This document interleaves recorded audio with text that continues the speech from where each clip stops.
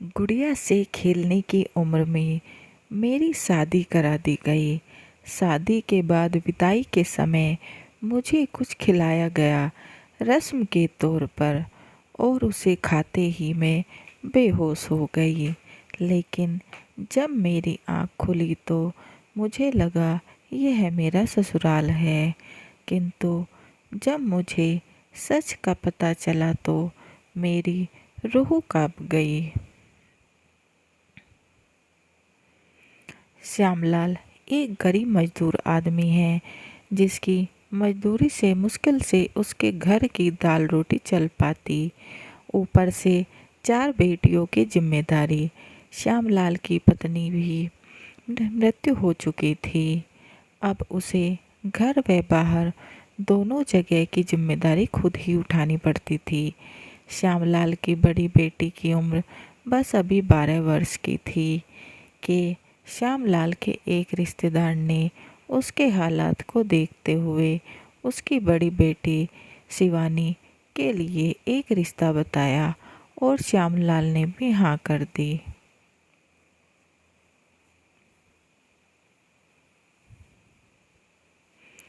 और साधारण तरीके से शिवानी की शादी कर ससुराल विदा कर देता है। शिवानी अपने ससुराल पहुंच जाती है, लेकिन ससुराल में पहले दिन ही शिवानी को एक नौकरानी की हैसियत से ज़्यादा कुछ नहीं समझा गया। शादी के पहले दिन ही उसे घर के सभी काम समझा दिए जाते हैं। शादी की पहली रात ही उसका पति नशा करके आता है और नशे की हालत में शिवानी के साथ ज़बरदस्ती करता है। वह इतनी कम उम्र की लड़की, जिसे शायद शादी का मतलब भी नहीं मालूम, अपने पति के सामने रोती है।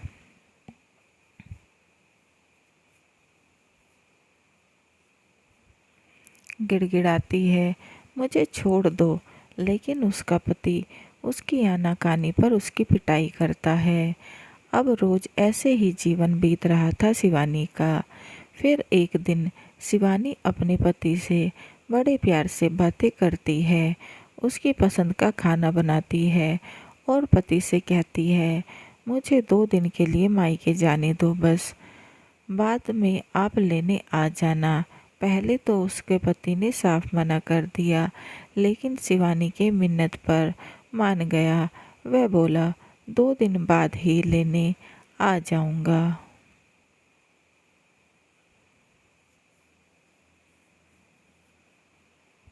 शिवानी ने जल्दी से ही 2 जोड़ी कपड़े लिए और घर के लिए निकल गई।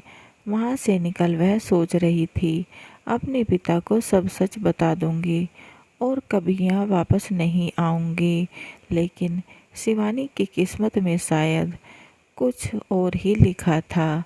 वह अपने घर पहुंच गई और जाते ही पिता से लिपटकर जोर जोर से रोने लगी और सब बताया। लेकिन उसके पिता बोले, बेटी, पति पत्नी के बीच मनमुटाव तो चलता रहता है। इसका ये मतलब नहीं कि तू घर छोड़ देगी। अब वही तेरा घर है और समाज, आस पड़ोस वाले क्या कहेंगे। कुछ दिन यहाँ रहो, फिर अपने ससुराल चली जाना। इतना बोलकर उसके पिता बाहर चले गए। शिवानी रोती रही, लेकिन उसने अपने पिता को 2 दिन बाद पति के आने की बात नहीं बताई थी, और 2 दिन बाद शिवानी का पति उसे लेने आ गया। उस समय उसके पिता भी घर पर नहीं थे, तो शिवानी ने अपने पति के साथ जाने से साफ इनकार कर दिया। तो उसके पति ने उसे वहीं मारना पीटना शुरू कर दिया।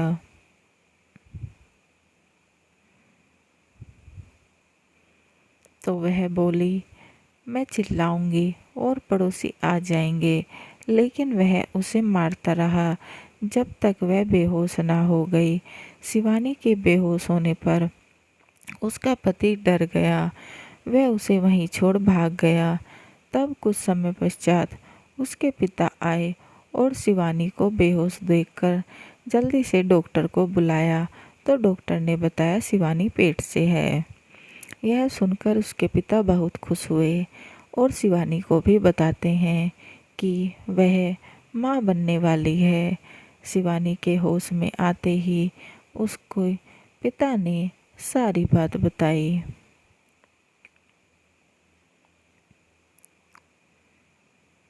कि कैसे वह बेहोश हुई। इस पर पिता ने शिवानी को समझाया। वह अगले दिन ही उसे ससुराल लेकर पहुंच गए। वह जाकर अपने दामाद के आगे हाथ जोड़ माफ़ी मांगने लगे कि गलती हो गई, इससे आगे से ऐसा कुछ नहीं करेगी। लेकिन शिवानी के पति ने उसे पिता के सामने ही पीटना शुरू कर दिया। शिवानी के पिता बार बार माफ़ी मांगते रहे लेकिन वह उसे पीटता रहा। फिर आवाज़ सुनकर पड़ोस की एक काकी बीच में आई और उन्होंने शिवानी को बचाया।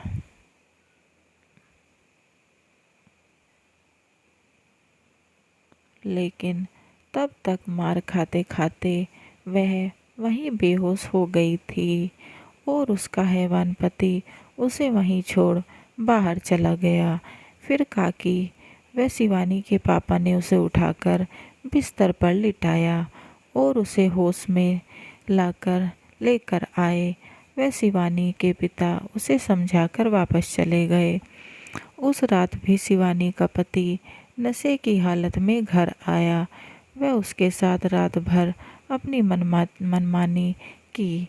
रात भर दर्द से चिल्लाती रही लेकिन वह अपनी मनमानी करता रहा।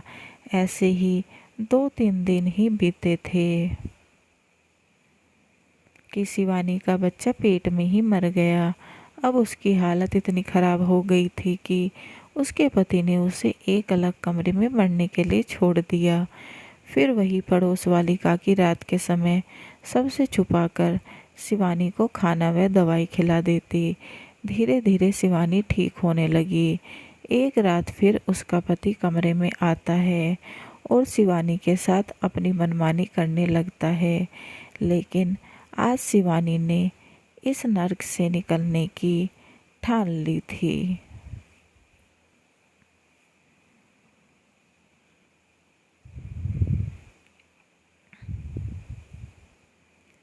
और उसने पास में रखा फूलदान उसके सर पर दे मारा, जिससे वह खून से लथपथ जमीन पर गिर पड़ा और वह वहाँ से भाग निकली और सीधा रेलवे स्टेशन पहुँच गई।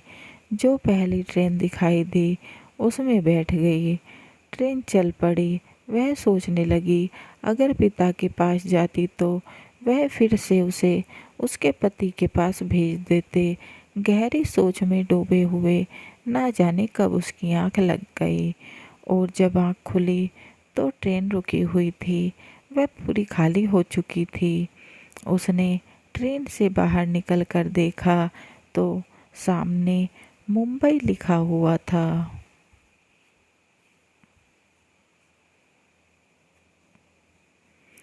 वह भाग तो आई लेकिन अब खाली हाथ बैठे सोच रही थी क्या करे। उसे भूख भी लगी थी लेकिन पैसे नहीं थे। उसने देखा वहाँ कई लोग यात्रियों का सामान उठा रहे हैं, वह बदले में उन्हें पैसे मिल रहे हैं। तो उसने भी वही काम किया जिससे उसे कुछ पैसे मिले तो उसने खाना खाया। तो उस दिन ऐसे ही बीत गया। रात को शिवानी सोचने लगी कहाँ सोए तो उसने देखा स्टेशन पर काफ़ी मजदूर सो रहे हैं तो वो भी वहीं सो गई। अगली सुबह शिवानी को एक यात्री मिला जिसने उसकी मदद की और खाना खिलाया, वह पैसे भी दिए। वो दिन शिवानी का अच्छा बीता। लेकिन अगले दिन फिर वह यात्री आया और शिवानी से बातें करने लगा। उसने उसके बारे में पूछा। शिवानी को वह अच्छा आदमी लगा क्योंकि कल उसकी मदद की थी। तो उसने उस आदमी को सब सच सच बता दिया। तब वह आदमी बोला, यहाँ ऐसे कब तक रहोगी, मेरे साथ चलो, मैं तुम्हें एक घर में काम दिला दूंगा, पैसे भी अच्छे मिलेंगे और रहने खाने को भी। यह सुनकर शिवानी तुरंत तैयार हो गई और उस आदमी के साथ चली गई। लेकिन उस आदमी ने शिवानी को ले जाकर कोठे पर बेच दिया।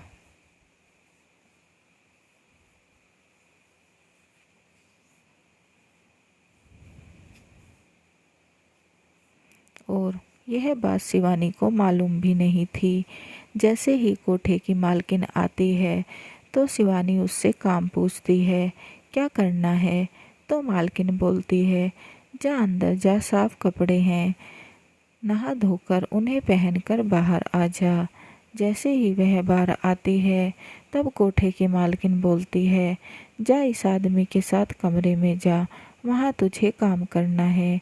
जैसे ही शिवानी उस आदमी के साथ कमरे में गई तो वह आदमी उस पर झपट पड़ा, लेकिन वह कमरे से बाहर भागी।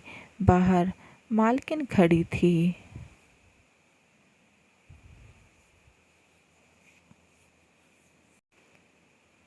जिसने उसे पकड़ लिया और बोली, ज़्यादा नौटंकी मत कर, तू अब बिक चुकी है, चुपचाप अंदर जा और काम कर, तभी पैसे मिलेंगे। और मालकिन ने उसे कमरे में धकेल दिया और उस आदमी ने भी उसके पति की तरह उसके साथ दरिंदगी दिखाई। शिवानी एक नर्क से निकल दूसरे में फंस चुकी थी। उसने वहाँ से कितनी बार भागने की कोशिश की, लेकिन नाकाम रही। वहाँ शिवानी जैसी कितनी लड़कियाँ थी जो भागने की कोशिश में नाकाम हो समझौता कर वहाँ रह रही थी।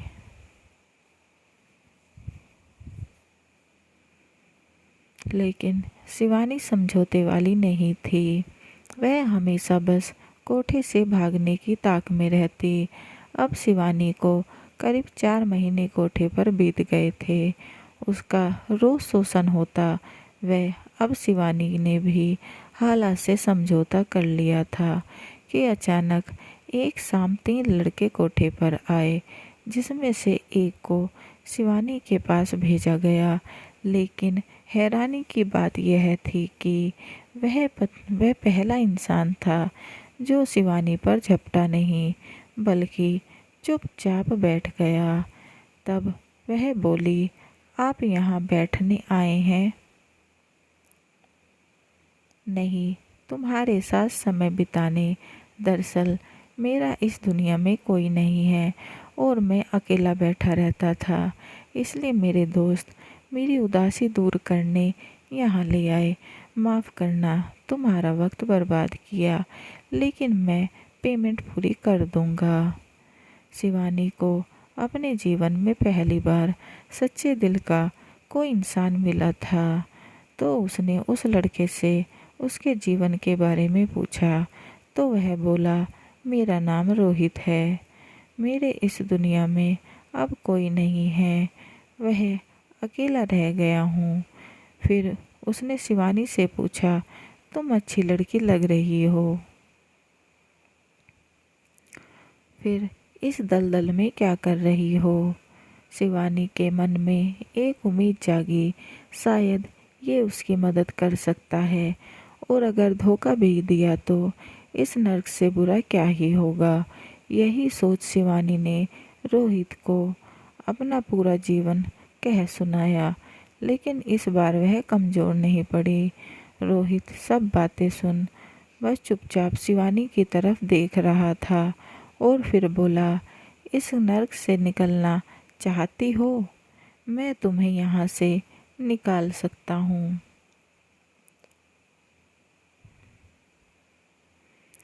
शिवानी रोहित को उम्मीद भरी नज़रों से देखने लगी, लेकिन तभी एक आवाज़ आई और वह उदास हो गई। रोहित का समय पूरा हो गया था। तब वह बोला, परेशान मत हो, मैं कल फिर आऊँगा और तुम्हें यहाँ से ले जाऊँगा। अगले दिन शिवानी शाम को बेसब्री से इंतज़ार कर रही थी, और उस दिन शाम को रोहित अकेले ही वहाँ आता है और कोठे की पेमेंट कर शिवानी के साथ जाने को बोलता है, और उसके कमरे में जाकर वह दोनों वहाँ से भागने की तरकीब लगाते हैं।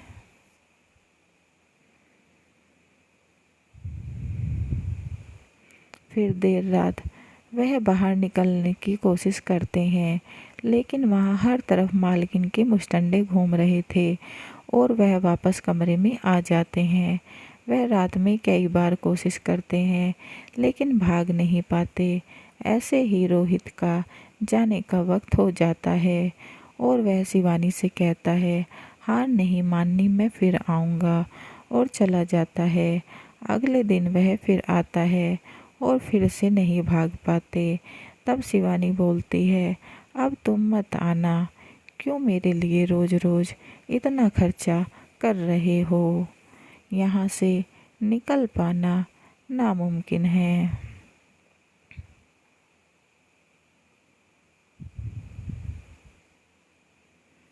तब रोहित बोलता है, मैं पुलिस को लेकर आऊँगा, कुछ नहीं होने वाला। यहाँ अक्सर पुलिस वाले आते हैं जो इनसे मिले हैं, और मेरे अकेले के बोलने से कुछ नहीं होगा, और कोई लड़की यहाँ गवाही नहीं देगी, क्योंकि उन्होंने अब समझौता कर लिया है। और वैसे भी यहाँ की लड़कियाँ को समाज नहीं स्वीकारता, शिवानी ने कहा। लेकिन रोहित ने हार नहीं मानी और वह अगले दिन फिर से आया, लेकिन आज तैयारी के साथ। वह अपने साथ कुछ स्प्रे लेकर आया था, जिसे मारने से सर घूमने लगे, वह चक्कर आ जाए।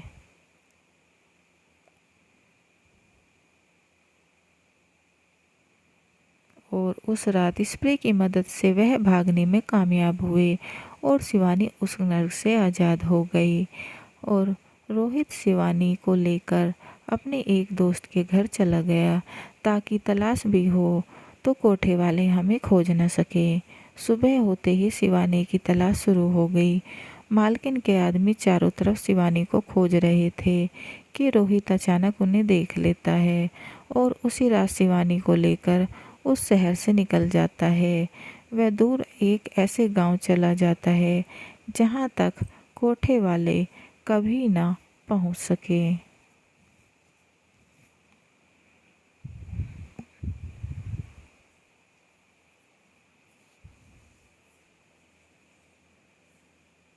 शिवानी को यह आज़ादी किसी सपने से कम नहीं लग रही थी।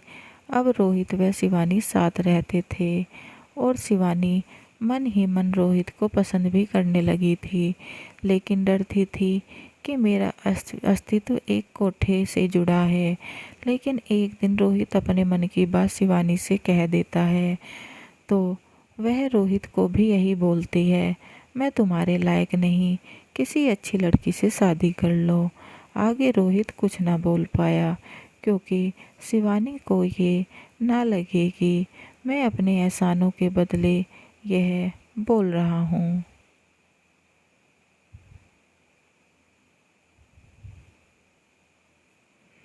फिर एक दिन रोहित का छोटा सा एक्सीडेंट हो जाता है और शिवानी घबरा जाती है। जब वह अस्पताल से घर आता है, शिवानी रोहित से लिपट कर रोने लगती है। मुझे छोड़कर कभी मत जाना, मैं तुमसे बहुत प्यार करती हूँ। तब रोहित बोलता है, अरे पागल, रोते हुए अच्छी नहीं लगती। और दोनों शादी कर अपने नए जीवन की शुरुआत करते हैं।